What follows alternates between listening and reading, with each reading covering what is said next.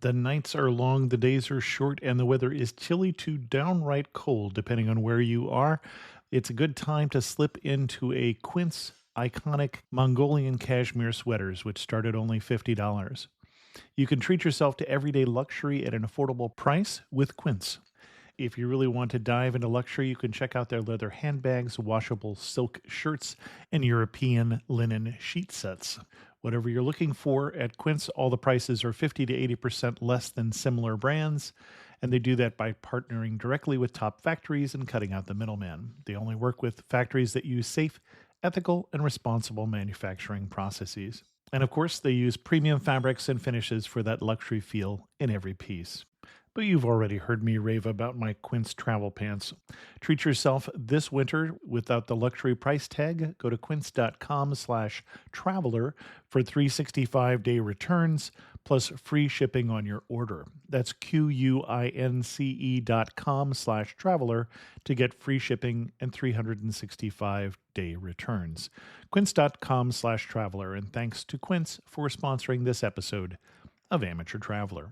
Don't miss out on the last few weeks of football action with Prize Picks, the best place to win cash while watching the playoffs. The app is simple. Pick more or less on at least 2 players for a shot to win up to 1,000 times your cash. Download the Prize Picks Daily Fantasy Sports app today and use code FIELD and get $50 instantly when you play $5. That's code FIELD on Prize Picks to get $50 instantly when you play $5. You don't even need to win to receive the $50 bonus. It's guaranteed. Prize Picks. Run your game. Must be present in certain states. Visit prizepicks.com for restrictions and details. Amateur Traveler, episode 850. Today, the Amateur Traveler talks about monuments and museums, neighborhoods and history, pandas and presidents, as we go to the nation's capital, Washington, D.C. This is Chris Christensen from Amateur Traveler. Let's talk about D.C. I'd like to welcome to the show Rob from TripHacksDC.com, who's come to talk to us about Washington, D.C. Rob, welcome to the show. Thanks, Chris. It's a pleasure to be here. Now, I wanted to do a show on Washington, D.C. because it's a destination we've talked about before, but there's so much to do in the Washington, D.C. area, not just in D.C., but in the region. And I listened to Rob's podcast about it. He was the person I thought of in terms of coming on the show and talking about it. Rob, what's your connection with Washington? How long have you lived in the area? So my connection is that I am a Washington, D.C. tour guide. I own my own tour company, TripHacks DC Tours, and as you said, have the podcast. And my goal is to help everyone to have the best possible trip when they come. An exciting destination, there's a lot to do here, and it, just like many destinations, can feel overwhelming. So I've been a tour guide for a little over a decade now, been doing TripHacks DC for half a decade, and so I just really want to help people have a great time when they come. Excellent. And why should someone come to Washington, D.C.? And let's do this in two-part. I don't normally do this. If you're from the U.S., why should you go? And then if you're not? I think the answer to the question applies to both groups. And it's the question I would ask when you're visiting any destination, which is, what can I see and do here that I can't anywhere else in the world? And by nature of the federal government being in Washington, D.C., we have a whole bunch of federal government sites. And so there are lots of things that are completely unique to Washington, D.C. that don't exist anywhere else in the U.S. or in the world. But at the same time, Washington, D.C. is a big city, and we have lots of great big city amenities like award-winning restaurants and theater and sports. And so many people come to Washington, D.C. because they are a quote-unquote history buff, or they really want to experience the U.S. history, and you can definitely do that here. But even if you're not really into that stuff, you can still come here and find lots of fun things to do as well. So for an international visitor, I have lots of international visitors on my tours, and many of them, they always start off by saying, I'm sorry, I'm so sorry, I don't know anything about your country, I don't know anything about U.S. history, and they frequently surprise me. People know more than they often give themselves credit for. But even if you feel like I don't know that much about the U.S. or U.S. history, Washington, D.C. is a great place to come and learn about it. And so I think it applies to both Americans who are visiting and folks from other countries as well. Excellent. And what kind of itinerary are you going to recommend for us? So I think you want to give yourself plenty of time when you come. One of the biggest mistakes that people make when they come here is they don't plan enough days. So for domestic visitors, for Americans, I think you need, at a minimum, a full weekend, 3 full days in Washington, D.C., with the caveat that you live close enough by that you might come back in the future, that you might leave on that third day with a list of things to do on your next trip, and then you can come back and you can do them again. For someone who lives farther away, maybe you live in California, you're on the other coast, and you're coming to Washington, D.C., but you're probably not going to be back for a while, or you're coming from Europe, or you're coming from far enough away that this is your one chance. I think a minimum of 5 days is required, and probably 7 is a really solid number. 7 days to be here is a good number, whether you're American or international. But definitely don't cut your time short. Give yourself plenty of time to come, and I think that you'll be able to build a really good itinerary from there. Excellent. Where are we to start? So the way I approach this is that I think you want to do a mix of federal government stuff and non-federal government stuff. So I explained earlier that Washington, D.C. is unique because we have the federal government here and we have lots of unique sites. So that includes things like the Capitol, the Library of Congress, the National Archives, the White House, the Lincoln Memorial. These are sites that exist in Washington, D.C. and don't exist anywhere else. So you're going to want to do the federal government stuff because it's unique and you're not going to do it anywhere else. At the same time, a lot of that federal government stuff is open 10 to 5. The museums, for example, the Smithsonian museums, they're all daytime activities. And so you're really only going to have part of your day filled up by that stuff. So that's where I think the non-federal government stuff comes in as well. And I think exploring neighborhoods, trying out different foods and cuisines, and we'll get into foods and cuisines in a bit, I think. But thinking about things that are fun, that you like to do, that are not the Wikipedia guidebook type, you must do these things because they're the federal government stuff. Okay. I think a mix of both is the key. And I also say that because another mistake that I see people make all the time is what I call museum fatigue, which is that you come to Washington, D.C., and you get the list. There's 20 museums on the list, and they're part of the Smithsonian. They're part of the National Gallery of Art. You've got the U.S. Botanic Gardens. You've got private museums like the International Spy Museum. And they're all amazing. Don't get me wrong. They're all amazing, but they're huge, and they can be exhausting. And so a mistake I see is people will send me an itinerary, and it's a few days long, and every single day there's 3 museums back to back. And it's like you're just going to exhaust yourself. And at some point, it stops becoming enjoyable because you've just gotten information overload. You're on your feet all day. You're taking in all this information. So you need to build in breaks. You need to build in some activities that don't require the same amount of brain power as some of these things, and that you might be able to get off your feet for a little bit as well. So day one, I'm going to leave my hotel. Is there a particular area you'd have me stay in, actually, before I leave my hotel? I guess I should talk about where that should be.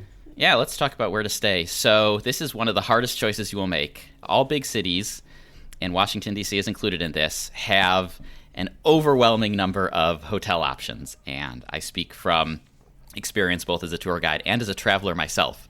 When I go to, say, New York City, which is a place I go to every year, one of the hardest things to do is just pick a hotel because there are hundreds of choices, and narrowing down the list is tricky. So I always try to be geographically focused. I try to say, okay, I'm going to focus on this specific geographic area, and that'll really narrow down the list.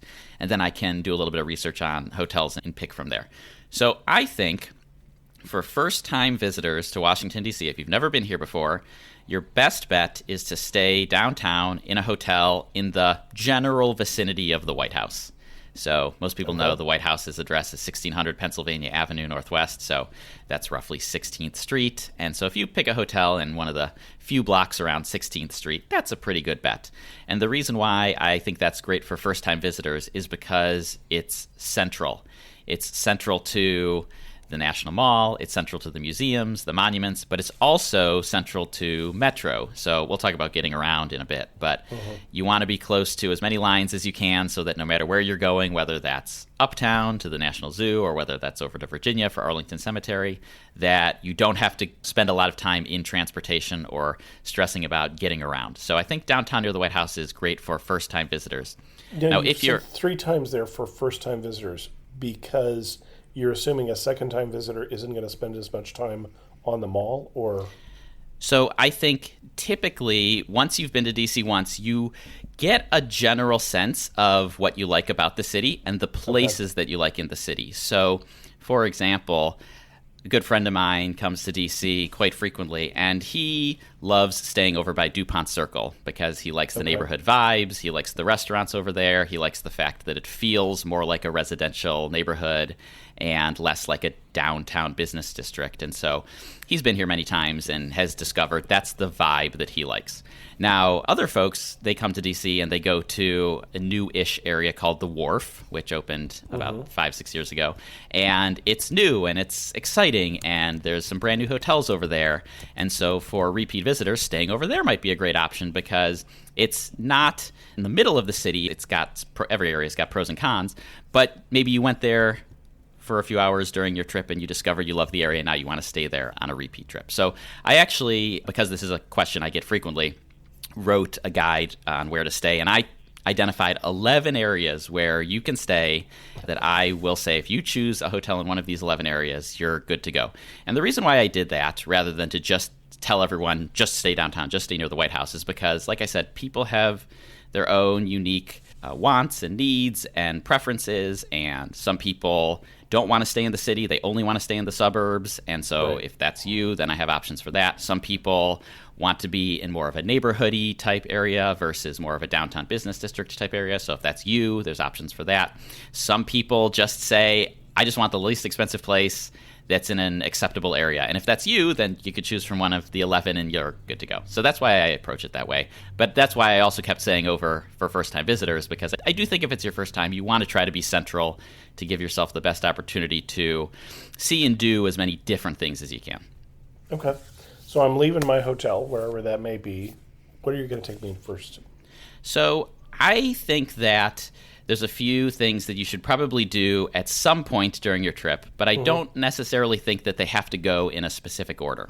Okay. So I think most people should go on a tour of the Capitol. I think that's definitely something that you should build into your itinerary. I think that everyone should take a guided tour of the monuments, whether that's with me or with somebody else.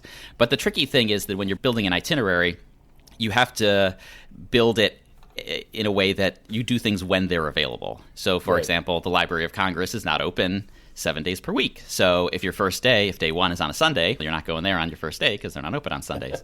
And same thing with a tour. So not every tour runs every day of the week, and this is particularly true since COVID. A lot of tour companies have gone out of business. So you have to kind of just build your itinerary slotting things in when they're available and when you can do them. But I think things like going on a tour of the Capitol, going on a tour of the monuments and memorials, going to some of the Smithsonian museums are definitely things that you should do. Whether you do that on day 1, day 3, day 5, I don't think actually matters that much. I don't think that the order is all that important. Although some people would say the first day they go to a new destination, they always want to go on some sort of bus ride or bus tour as to quote unquote get your bearings. And you can certainly do that. I think it's important to understand that when you do that, you're really getting a very high level overview of the city, and you should plan to take that and then drill down as your week goes through. Now, you talked about doing a tour of the Capitol. I know I can do a tour of the White House, but that's going to be harder to get on. Can anybody get on the Capitol tour, and how far in advance do I need to plan? Yeah, so a Capitol tour is a little tricky because there's two options that you have for doing a Capitol tour, and it's not always entirely obvious which one you should do or which one's better or how to do it. So for a Capitol tour, you can either book a tour through the Capitol Visitor Center, and that's as simple as going on the Capitol Visitor Center website, opening up their calendar, choosing the date, choosing the time, putting in your name and phone number, and you're booked, you're ready. The second option is to book a tour through one of your Congress members' offices. So this is for Americans only. And so for international visitors, you have one option, the Capitol Visitor Center, and that's pretty straightforward. If you're an American, you have 3 representatives in the federal government. You have 1 House member, you have 2 senators. This, of course, assumes you're from one of the 50 states, not the territories or D.C., but that's a whole other can of worms. And so you can contact one of those 3 people's offices, and on almost every House.gov or Senate.gov member's website, there's going to be a little page called Visit DC or Tour DC, or everybody calls it something different, but And look I'm for doing something that along those a couple lines. months ahead if I'm trying to go through Congress? Yeah, at least a few weeks. And what those tours typically are congressional office tours, typically led by one of the office's interns. Oh, interesting. Sometimes, if you get really lucky, you might get someone who's not an intern, but it's typically led by an intern. And so there's pros and cons to both. A Capitol Visitor Center tour is led by a professional tour guide who works strictly for the Capitol Visitor Center, and their entire job is giving tours. A congressional office tour is led by an intern who's giving tours is one of many jobs that they have, right? And so depending on who you get might make or break whether you have a great time or an okay time. It's just total luck of the draw. So I typically advise people to, unless there's a specific reason why you really want to go with your Congress member's office, to just book through the Capitol Visitor Center, and definitely a few weeks in advance, especially during peak times of year. So that's spring break and summer break, because those do book up. If you're coming off peak, which would be winter or to a lesser extent fall, you might be able to get in on a week's notice, maybe less if you're lucky, but definitely a few weeks in advance in any case. Okay. And the peak season for DC is typically when kids are out of school, because we get a lot of that. And it's some of the best weather in DC, like August, right? August, not in my opinion. My personal favorite month of year is October. I think, assuming there's not a hurricane coming up the East Coast, October has the best weather. But we're recording this in May, and this May we have had some excellent weather. So if you're just strictly focused on weather, May and October, I think, are the two best. Some people also like September. If you lean more towards liking the heat, then you might like September more than October. One of the reasons to think about that spring break, though, if you have to if you're going with your kids, because you might see much better weather. The first time I was in D.C. was the 8th day of an air stagnation alert. And you don't want that. And you can guess what month that was. I'm going to guess it was either July or August. It was August, yeah. Yeah. Now, you also talked about a tour of the monuments. I think a lot of people know the Lincoln Memorial, the Washington Monument, which I can go up in again, as if I recall correctly, but I have to allow time for that. But what are the ones they don't know that they really would enjoy seeing? I'll just tell you what sites are on my tour, and then we can go from there. So on a TripHacks DC tour of the monuments, we see the Lincoln Memorial, Jefferson Memorial, Franklin Delano Roosevelt Memorial, Martin Luther King Jr. Memorial, Korean War Memorial, Vietnam Memorial, and World War II Memorial. And we see them all in one go. So the reason why I recommend a tour of the monuments, whether that's with me or with someone else, is because when I am out seeing them, I notice there are always 1,000 people over at the Lincoln Memorial. It's the most visited site in all of Washington, D.C. Right. And then right next door is the Korean War Memorial, an amazing, wildly underappreciated memorial that has a fraction of the number of people there. Artistically stunning. I love the Korean War Memorial, and also the FDR Memorial that you mentioned, I think is very interesting. And those are two, the FDR Memorial and Korean War Memorial, that when you go there, you will notice there are fewer people there than at the most famous ones. And I think that's a shame, because I think they're all amazing and all worth seeing. And so when you go on a tour, there's no chance you're going to miss anything. There's no chance you're going to accidentally skip the Korean War Memorial because it's tucked off to the side, and depending on what route you take, you might accidentally miss it. So whether you DIY it, if you do DIY it, I highly recommend making a Google map for yourself or something so that you make sure you don't accidentally miss anything. But when you see them on a tour, there's no chance you're going to miss anything. Okay, so that's basically the loop of monuments to the west side of the mall. Everything you just described there, except for the Jefferson, is all to the west side of the Washington Monument. Okay. Yes, that's right. Konnichiwa, I'm Yuki, a tour leader with Explore. Who knew that hidden among Tokyo's towering skyscrapers was a peaceful tea house surrounded by ancient trees and serene ponds? Actually, I knew. It was my mother's secret sanctuary. Not everyone knows about Tokyo's Hamarikyu Gardens. Arigatou gozaimasu. But you will if you explore. Search exploreworldwide.com and don't just travel, explore. Cool. So we've done our monuments tour. Anything specific that you would want people not to miss when they do those, if they're going on their own?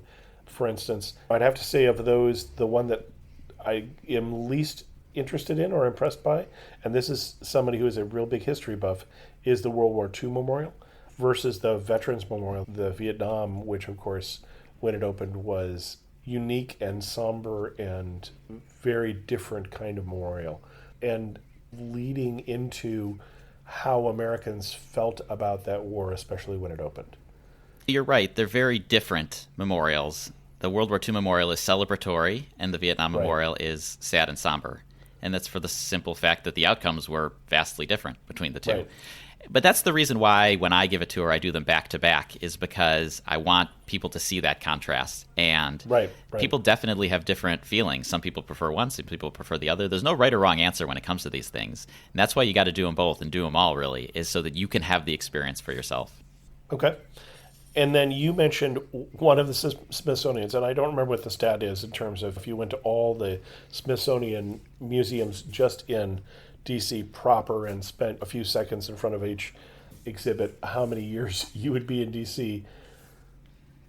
Yeah, The most popular ones have typically been, well, like Air and Space for people like me who grew up in the space era. But some of the newer ones that people don't know about as much, I'm hearing amazing things about. Do you have a favorite now? And do your guests have a favorite? I do have a favorite, although I try to be diplomatic when I tell people about which ones they should go to, because my opinion is that the museums you choose should be the ones that you want to go to, not the ones that I want to go to. That said, the big three are the Air and Space Museum, American History Museum, and Natural History Museum. And because the Air and Space Museum is currently under renovation, and we can talk more about that in a moment, I believe the Natural History Museum is the most attended at the moment. So the Natural History Museum is not my personal favorite. I think it's got bones, it's got bugs, it's got gems, and they're all quite interesting and quite fascinating, but it's not really my cup of tea. I'm more of a history guy myself. Very traditional museum, too, in terms of display. Yeah, and like I said, the question I always ask, what can I do here that I can't do anywhere else in the world? Where there's many amazing natural history museums all over the world, and so this one's a little less unique. Now, what you don't have everywhere in the world is American history museums, and specifically the African American History and Culture Museum, That's one which of the ones is I hear amazing things about. Yes, it is amazing, and it's one of the few that has required a timed ticket since it opened and still does in 2023. So it's one you have to plan ahead for. And so when people ask me, like on my tour, for example, about it, I ask, do you have a ticket already? And if they don't, you can get a same-day ticket, so don't feel like you have to plan super far in advance. But it's better if you plan in advance and get a ticket in advance, or plan to wake up in the morning and get that same-day ticket so that you can go. Now, it is one of the newer museums. That one is new. The Native American Museum is relatively new, within the last decade. And I can't think of what the other newest museum would be in the Smithsonian catalog. I don't think the last decade. Hold on, let me double check on that. Am I just getting old? No, Time's a Thief. That's the... Time's a Thief. 2004. It's nearly 20 years old. Oh my goodness. Yeah, how is that possible? Okay. I suppose when we talk about newness, it's all relative. So the African American History Museum is the newest Smithsonian museum. It opened less than a decade ago. The American Indian Museum opened nearly 20 years ago. So it is relatively new in the scheme of history, but it's getting up there. It's almost old enough to drink. And are there other ones that people miss because they're at for instance, the big three, who, when you take people there or when you recommend people there, they just love? Yes, two in particular. The first is the National Postal Museum, which is next to Union Station. Now, part of the reason why this one is often skipped is because it's not in the museum core. Many of these museums are on the mall. On the mall, in between, specifically in between the Capitol and the Washington Monument. And the Postal Museum is not far away. I don't want to make it sound like it's out of town. It's barely a mile away, but it's over by Union Station, and it is great. It's in some ways like an alternative American History Museum. You're learning about American history through the perspective of the Postal Service.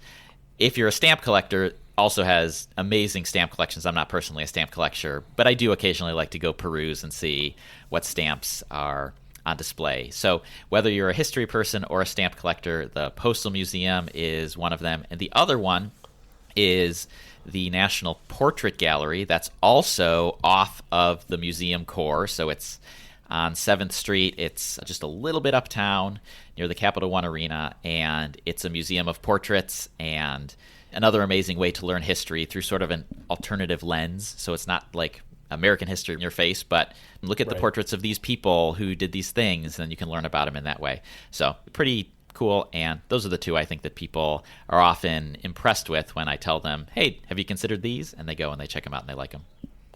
Now, stop me if I'm wrong, but everything you have mentioned so far, except if you do a tour of the monuments, is free.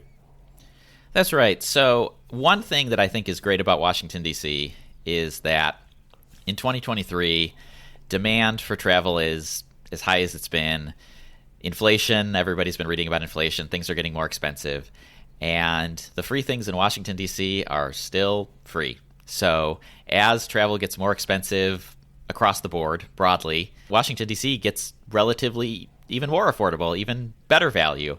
And so I think the cool thing about that is that you can come to Washington, D.C., and you could fill up an entire week's itinerary, potentially, with free or mostly free things to do and spend relatively little money. Or you could splurge and fill it up with lots of luxurious things to do and spend lots of money. And I think that's different from a destination like a Disney theme park or a Las Vegas, which if you're going there in 2023, you're pretty much resigned to, I'm going to spend a small fortune in this place for as long as I'm there. And I think Washington, D.C., you can more choose your own adventure in a way. Now, if we said, okay, I've spent some time in museums here, and if I wanted to extend that to some of the non-free museums, do you have your favorites or your guests' favorites in the next 3 to 5 non-free museums, non-public museums? We actually don't have that many non-free museums, Chris, to be honest. And it's for the simple reason that it's a tough business model. It's a tough business model to run a for-profit paid museum when you've got lots of amazing free museums. And I think the example of this is the Newseum. Since you've been to closed, Yes, you've been to DC before. You hopefully went before it closed. I did go before it closed, yeah. Some people think it's a COVID casualty. It's actually not. It closed at the end of 2019. So like December 31st, 2019 was its last day. And it closed for the simple reason that the business model just didn't make sense. They just couldn't turn a profit selling tickets to a paid museum when there's so many amazing free museums nearby. So there's actually not that many paid museums. But the one that I like and that most people like is the International Spy Museum. They just moved into a brand new building in L'Enfant Plaza. So they used to have a museum north of the National Mall, and it was relatively limited in space. Their square footage wasn't that great, and they moved to this new, much larger building south of the National Mall at L'Enfant Plaza, and so they have a lot more space now. They have amazing artifacts, and it's much more interactive than a lot of the Smithsonian museums are. So while the Smithsonian museums are great for many reasons, they are very traditional museums, right? You're going in, you're looking at artifacts, you're reading little information cards, and that's great, but especially for kids, it can get boring eventually, right? Like kids only have attention spans that last so far. And so the International Spy Museum is great because when you go, you are assigned a spy persona, you're given a mission, you're given instructions to complete your mission. So whenever I have kids who come on my tour who told me they had previously gone to the International Spy Museum, my first question always is, did you complete your mission? And most of the time they did. The only time they didn't is if they went too late in the day and they ran out of time. So if you have kids, try to go earlier in the day so they have enough time to complete their mission. But that's the number one paid museum that people go to and that they really like. And I like to. Excellent. What else are you going to recommend for people to do in D.C.? So once you've exhausted your federal government sites, I think you want to start thinking about doing some non-governmental stuff. And one thing that I personally like to do and that I think unfortunately doesn't get done nearly enough is exploring neighborhoods. Washington, D.C. has over 100 neighborhoods, distinct neighborhoods, and I think people who visit from out of town spend far too much time on the National Mall and far too little time in the neighborhoods. And now, I'm not saying you need to spend none of your time on the National Mall and all of your time in these neighborhoods. But I'm saying instead of 90%, 10%, maybe 70-30, maybe 60-40. And because people ask me all the time about, what do people who live here do? What's it like to actually live here and not just be a tourist? And you're never really going to get an answer to that question if you just spend all of your time in the area around the museums. So going into some of the neighborhoods and checking those out. And of course, you're not going to go to over 100 different neighborhoods either. So choosing some that might interest you. Georgetown is not the only neighborhood in D.C., even though it is the most popular neighborhood for out-of-towners, for tourists. And go to Georgetown. It's great. It's historic. It's got cobblestone streets and historic buildings and lots of shopping. But a few of my favorites are Capitol Hill, which is on the east side of the Capitol building, the southwest area. So if you go southwest of the Washington Monument, the area around there, and DuPont Circle. I think it's close to downtown, but it's far enough away that it feels more neighborhoody and less downtowny than some of the areas around the monuments and museums. Just picking one of those, let's do the 4 of those. So I'm in Georgetown, which you mentioned. What am I doing in Georgetown?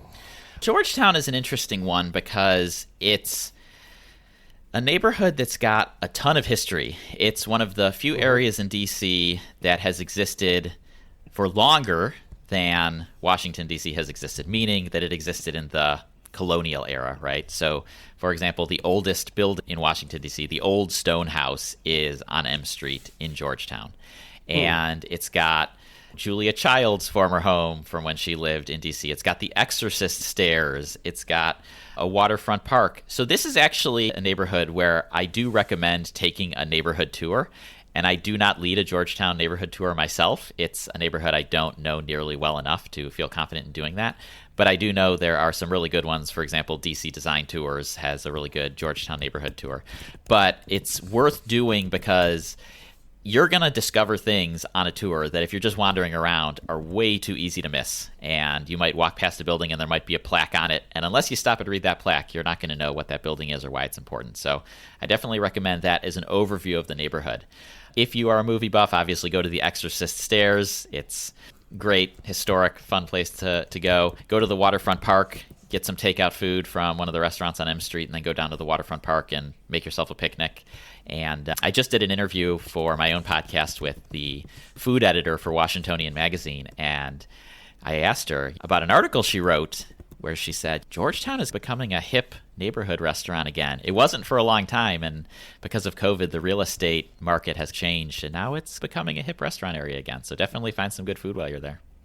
Do you have a particular restaurant or two that you would recommend we check out?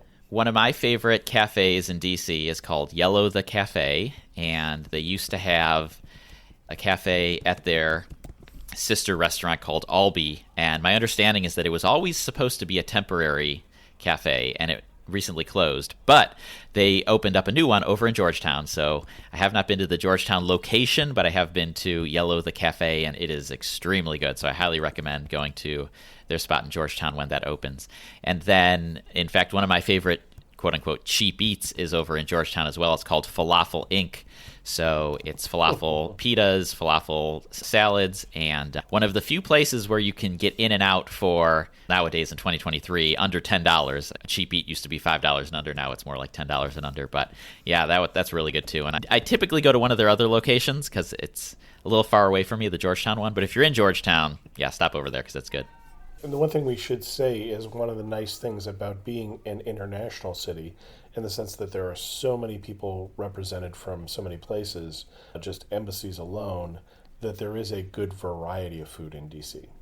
Yeah, I agree with that. Although I think the embassies have less a role to play in that than people might think. The two biggest international cuisines in D.C. are Ethiopian and Salvadorian, and that's just by virtue of the fact that many people who left Ethiopia during their civil war settled in the D.C. area, and a lot of people from El Salvador who have immigrated wound up either in Washington, D.C. or Los Angeles. So those two places have a lot of Salvadorian food, where much of the country has other types of food. In Miami, there's Cuban food. Sure. In Houston, there's Mexican food. And in D.C., there's Salvadorian food. Although if you're looking for Mexican food in D.C., I would recommend Taco Bamba, but that's all over that D.C. area as a place that I always make sure that I eat. And this is somebody who's from California praising the tacos from someplace else, which is worth noting. It is worth noting. I always have to be careful when I meet someone from Texas or California and they ask me about Mexican food in D.C., and I always say, you know what, probably just stick to what you like back home and try something new while you're here, because you're more likely to be disappointed than you are to be satisfied. Cool. You talked about what to do in Georgetown and then DuPont Circle. Yeah, DuPont Circle, I would probably stop at Kramer's. It used to be called Kramer Books. Now it's called Kramer's. It's still a bookstore. And I think one of the old pastimes when you travel now is to go into a bookstore because they're becoming a bit of a rare breed. And so Kramer's is unique because it's not just a bookstore, but it's also a restaurant and a coffee shop. And so there's different things to check out while you're in there. And DuPont Circle has a good mix of places to eat, and you can stroll around and look at the historic houses. It's got the classic DC row houses. It's also the area where you'll find a lot of embassies. Some people really like just wandering around and spotting the different flags from the different countries and looking at the buildings from the outside.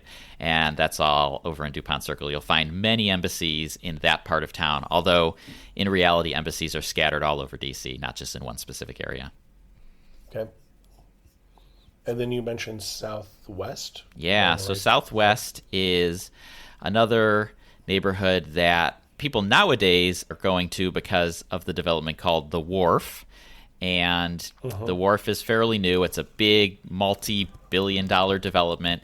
Many locals don't like it, and I disagree with them, but you might, if you ask locals, they might say, oh, don't go there. It's not authentic, or they might say it's too corporate, or whatever they say. I disagree, but that's okay. The great thing about DC is that we don't just have one type of neighborhood, we have many types, and so you can go and try them all for yourself and decide what you like. But beyond the Wharf, which is a new development, there's a neighborhood that goes back decades, and there are just regular folks who live in town who live there, and there's Audi Field, which is the somewhat new soccer stadium, is over in Southwest as well. So if you're going to a soccer game, you may find yourself over there. So typically you'll probably go over there either for the Wharf or for a soccer game, but definitely take a stroll around the neighborhood. There's a little duck pond that is quite fun to stop in, look at the ducks, take some photos of the ducks while you're over there. One of the things that surprises me about a lot of cities in the U.S., and D.C. would be in them, is how much they ignored their waterfront for so many years. And there were monuments and things like that and parks along the waterfront, but there weren't as many interesting waterfront neighborhoods in DC for years. And now there's National Harbor a little further away, and the Wharf, and a couple more attempts to say, hey, we've got this beautiful river here, and why don't we do something with this real estate? Yeah, at Georgetown as well. The Georgetown waterfront for many years was where they stored salt for salting the streets in the winter. And you look at it now, and it's this amazing, beautiful, lush green park with people picnicking and picking up their food and bringing it down there. And you think, man, what a waste for all those years that it was just storage. So I agree with you. And then you named one more neighborhood, and I'm drawing a blank. Capitol Hill, right? Capitol Hill. There we go.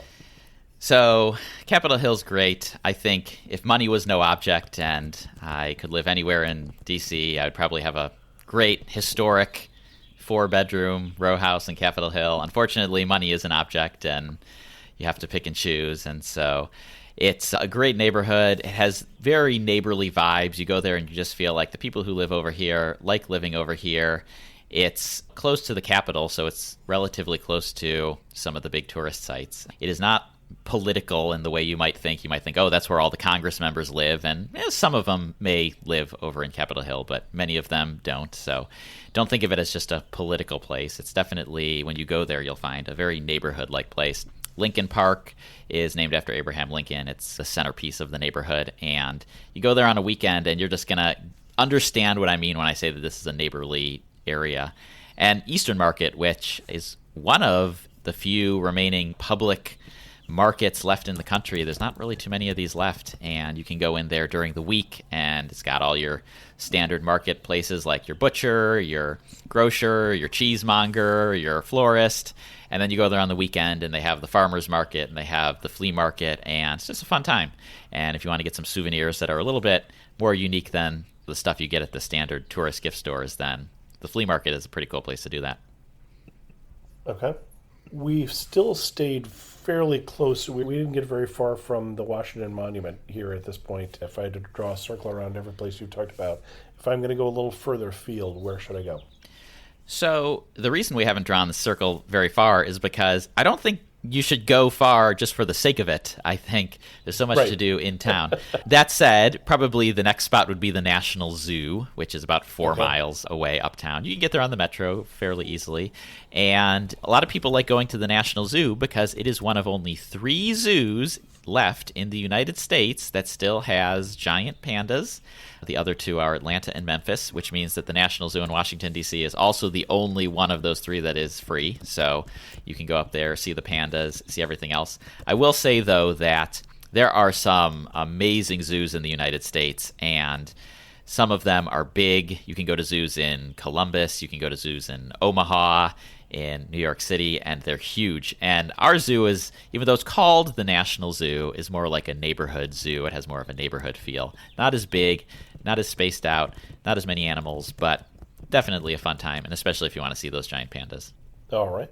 Where to next? Now, if you want to go to Virginia, most people are going to go over there to Arlington National Cemetery, and that is one that I think is worth going to at least once and seeing. The big 3 sites are, of course, the Arlington House, the Tomb of the Unknown Soldier and the Changing of the Guard there, and JFK's burial site with the Eternal Flame. But you can also see more. There's lots more to see there, and either you can DIY a little tour, or they do have a few guided tour options, although I think there might only be one company that does a tour on transportation. Otherwise, it's going to be like a walking tour. But that's typically what people go to the Virginia side for. Or they'll go over to the Virginia side because they want to go to Old Town Alexandria, and that is a fantastic old town. Although I think once you get to that far away, you're getting into day trip territory, even though it's not way far out of town. It's far enough where it feels like you're going to go down there for the day, come back into town at the end of the day, and it's kind of like a day trip. Easy to get there in the metro, though. It is on the metro. The yellow line was under construction for the end of 2022 and the first several months of 2023, but it's back open, so it's a easy ride down to Old Town Alexandria on the metro, on the yellow line. You can also take the water taxi from the wharf to Old Town Alexandria. Oh, okay. I am a little frustrated, a little disappointed. The price of the water taxi is now owned by a big tourism conglomerate that owns boats and water tour companies all over the world, and the prices are really high, in my opinion. So it's the kind of thing where, I don't know, kind of like the cable car in San Francisco. It's technically transportation, but it's priced in such a way that it's more like a ride, like an amusement park ride. And so it's okay, if you're a family of 4, you're now looking at over $100 round trip to get 4 people to and from Old Town Alexandria on the boat. And maybe that's worth it. I'm not saying that it's not worth it. It's definitely more scenic than the metro. It's definitely more unique than the metro. But it's good that we have options, that we have more than just that to get down there. Okay. What else should I make sure I see when I'm in the D.C. area? So I think, like I was saying, if you're building your itinerary so that it's a mix of government stuff and non-government stuff, I think you might want to start thinking about, do I want to see a show? I think Washington, D.C. is not Broadway, but the theater scene is punching above its weight. I think it's quite good. You have the Kennedy Center, which is pretty well-known, pretty famous. You have the National Theater, and they have their Broadway series, so you can see Broadway caliber plays in D.C. We have some of the best live music in the country. There are several live music venues. There's the 930 Club, which is pretty famous. The Foo Fighters play there frequently. Dave Grohl talks about how it's one of his favorite venues in all of the world. And the same company owns the Anthem, which is at the Wharf. There's 2 other smaller venues at the Wharf.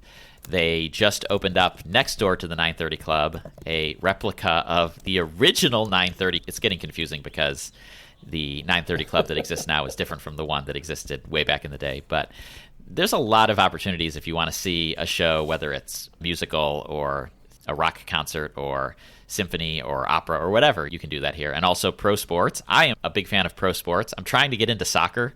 I didn't really grow up watching soccer. I grew up as a baseball, basketball, football type fan.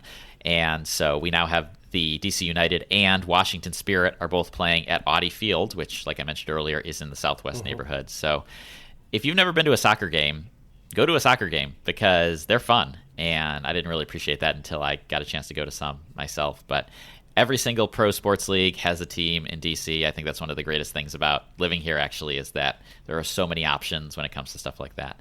So, yeah, find some stuff that's not the federal government stuff, but that you like and that you'll enjoy, and that you can say, you know what, I saved up, I'm taking this trip, I want to splurge a little bit. Even if I could theoretically do this back home, I'm going to make it part of my trip and make it part of my memories. You mentioned that a lot of the museums, a lot of the government sites are going to close at 5 o'clock. For a family that's bringing their kids, they're doing that, hey, Discover Your History tour. What are you going to recommend for them for the evening that you haven't already mentioned? Yeah, this is one of the trickiest things about DC, is that we are not as good as other destinations for evening activities. Mm-hmm. And I'm a little jealous because I was just asking a friend of mine who's a tour guide in New York City. I was like, what do you do with kids after New York after hours?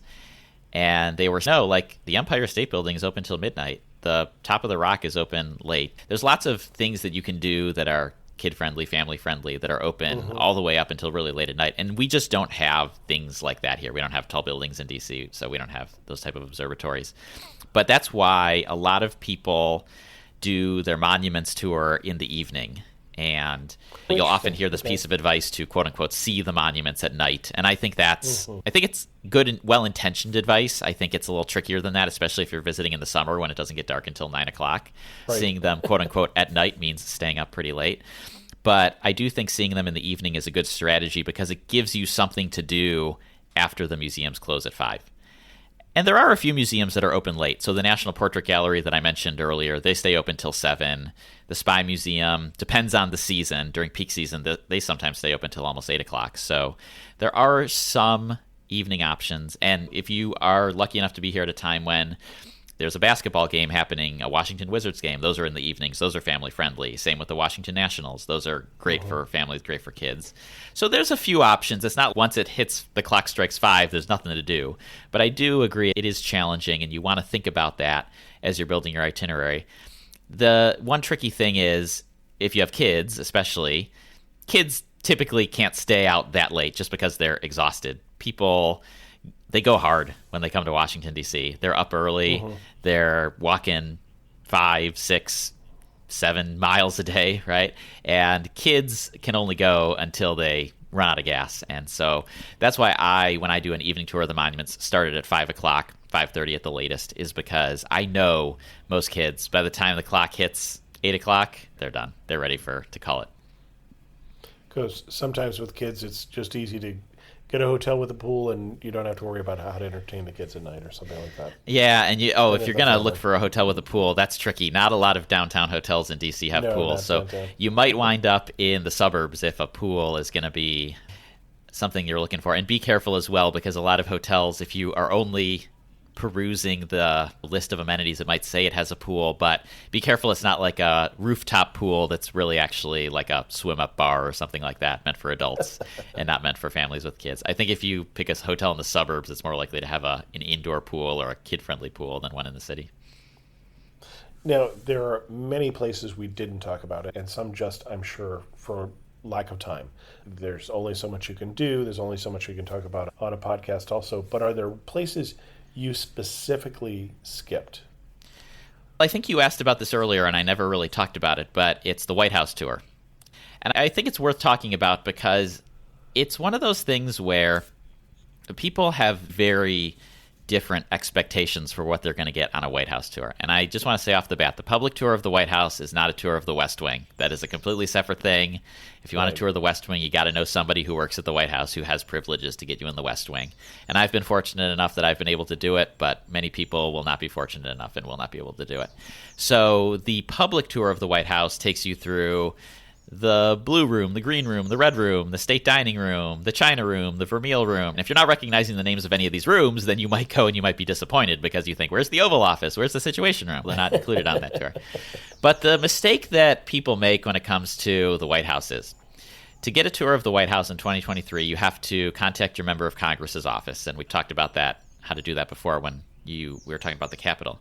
And on many of the forums, it will say, tell us 3 days when you are available to go to the White House. And so you look at your week and you say, oh, and of course, it's not available every day of the week. So you say, okay, I suppose I'm available on Tuesday, Wednesday, and Thursday. And they'll submit all 3 of those for the White House.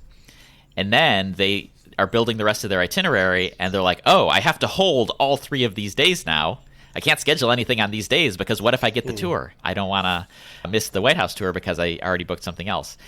But the White House only tells you about a week in advance whether you got one or not, and many people won't get one. So what I recommend people do, and some people might not like to hear this, is when they ask you what days are you available, just choose one day. Just say, I'm available on Wednesday. And that way you're only holding one day off of your calendar.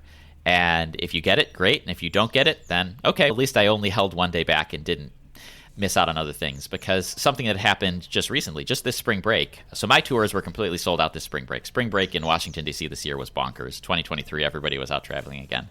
And I got a message from someone way too late, and they said, can we book a tour? Unfortunately, we were waiting to hear back from the White House, and we didn't book anything on any of these days. And once they heard back, they went to go book stuff, and everything was sold out. Not just my tours, but many things during spring break this year just got booked up and sold out. And so they wound up missing out on a lot of stuff because they were holding all of those days for their White House tour, and in the end, did get one. They did get a reservation, but then the other 2 days were just written off and hard to fill up. Anything else we want to talk about and recommend for people to see while they're in D.C. before we get to some of our wrap-up questions? I think one thing we haven't really talked about is day trips or side trips, and I think people should be careful with these. So there are a lot of things nearby D.C. So I already mentioned Old Town Alexandria as a day trip, and I think this is a good one for someone who is here for a week and who's thinking, I just want to have a day when I'm not in D.C., when I'm quote-unquote out of the city, and I think Old Town Alexandria is a good one for that. But you could go to Gettysburg, you could go to Monticello, you could go to Baltimore, you could go to Annapolis. There's lots of places that you start looking at the map and you're like, oh, this is not too far. Even Philadelphia is only a 90-minute train ride. I do not recommend a day trip to Philadelphia because it's not enough time to go there. But I think you should think about day trips as having a purpose, meaning I want to go to Gettysburg because I'm a huge Civil War history buff and I've never been there before and I want to see where history happened. Or I want to go to Monticello because I am learning all about Thomas Jefferson. I got super interested from watching the show Hamilton, and now I want to see where he lived, right? Or I want to go to Baltimore because I want to see a big city I've never been to before.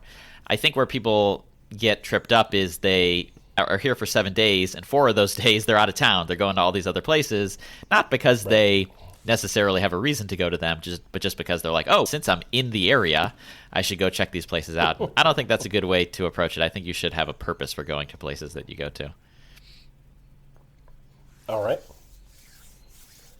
As we start to wrap this up, you're standing in the prettiest spot in Washington, D.C. Where are you standing and what are you looking at? Oh, this is an easy one. This is the top step of the Lincoln Memorial, looking out at the postcard view of the National Mall. You get the Washington Monument reflected in the reflecting pool. You can see, if you're off on the side, you can see the Capitol Dome off in the distance. And this is a spot where everyone has to stand. If you're going to come to Washington, D.C., go stand on that top step, take in the view, get a photo, and just enjoy it. You were mentioning there are no tall buildings in Washington. I guess we didn't say that was, as I recall, intentional, that there are regulations in terms of how tall they can be, and they can't be taller than, is it the Capitol or the Washington Monument? It's neither. That's actually one of the worst myths in Washington, D.C., is that buildings can't be taller than the Washington Monument. The Washington Monument's 555 feet tall, and I think there'd be some developers who would be thrilled to build 50-story tall skyscrapers in downtown D.C. It's actually a law that was passed back in the 1800s, I believe 1890s, the Height of Buildings Act, and it's thanks to a building over near the DuPont Circle area called the Cairo, which opened as a hotel, and now it's a condo and apartment building. But it was a skyscraper, 14 stories tall back in the 1800s was a skyscraper.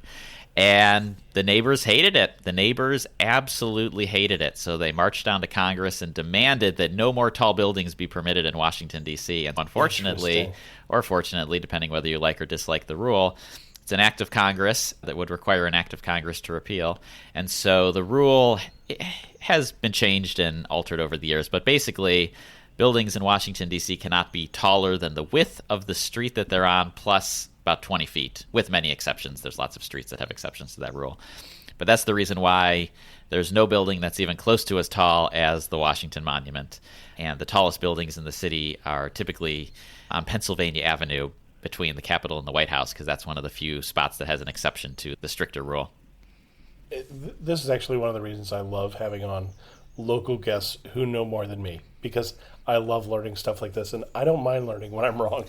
Yeah, it's good. I'm happy to spread the word because, like I said, it's one of the worst myths, and it's often perpetuated by people like Uber drivers who will pick someone up from the airport, and someone will ask, "Hey, how come there's no tall buildings here?" And they'll just repeat the myth, and then it never ends.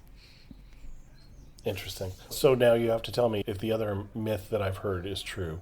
So we know that you mentioned L'Enfant Plaza before, and Pierre L'Enfant being the French architect who was hired to design the city, who apparently, I was told in my history book, left in a huff.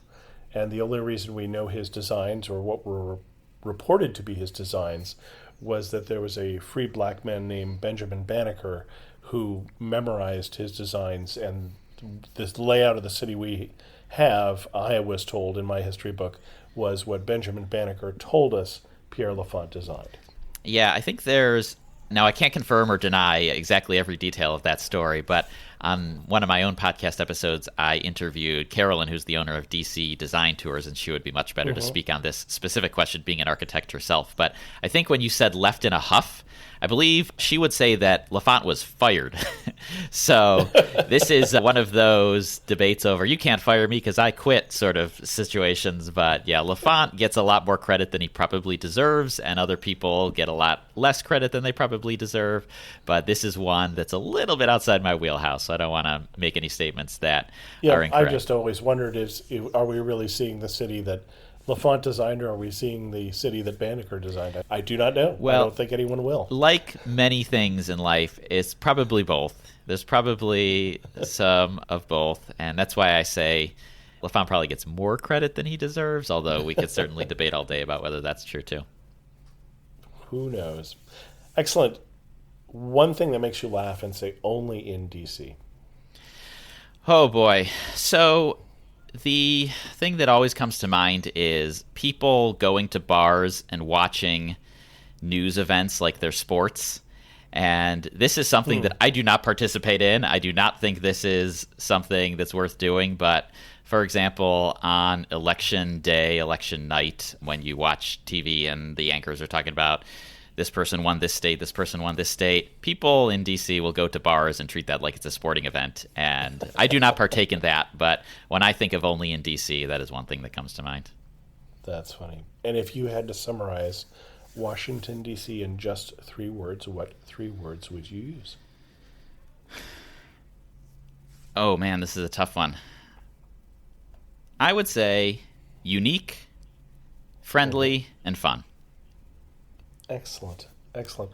Our guest again is Rob from triphacksdc.com.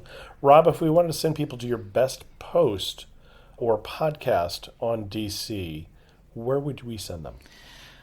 Great question. I am in the process of recording an episode that is tentatively titled something like My Overarching Philosophy About Washington, D.C. Travel. And it's not going to be ready by the time that this is live, but that's going to be the one that I would send people to. I also have a YouTube video. It's about 20 minutes long, and it's called The Ultimate Guide to Visiting Washington, D.C. And I think that's a great place to start if you have never seen or heard me before this episode. That's probably where I would send you. But in the meantime, I have produced quite a few episodes of the podcast this year that I'm quite proud of, and I'm going to have a new episode coming up on food and restaurants. I know we barely scratched the surface of that topic today, right, so sure. Maybe that's a good opportunity to leave this episode and go over to that and check out my thoughts about food and restaurants in DC. Excellent. Rob, thanks so much for coming on Amateur Traveler and sharing with us your obvious love for Washington, D.C. Thanks, Chris. I appreciate it. I had, in fact, planned for this week's episode to be about Greece. We're going to do that next week. I'm starting to get my full voice back. I'm still got this cough that came back with me from Greece, but we'll get there eventually. Special thanks to the patrons of the show who help support Amateur Traveler financially. If you're interested in becoming a patron of the show or just learning more about it, you can go to patreon.com/ATT patreon.com/amateur traveler. And thanks for the patrons who hung out with me last Saturday morning as we did our monthly Zoom call. I want to repeat the announcement that I did last week just to make sure that people hear about it. Unfortunately, the Japan trip for the Amateur Traveler for 2023 is canceled. I did not get enough people to sign up for that. So the next trip will be the trip to Morocco in 2024, which the first trip has sold out, and we're starting to put people on a second trip. And I'll give you more updates as I learn more about that.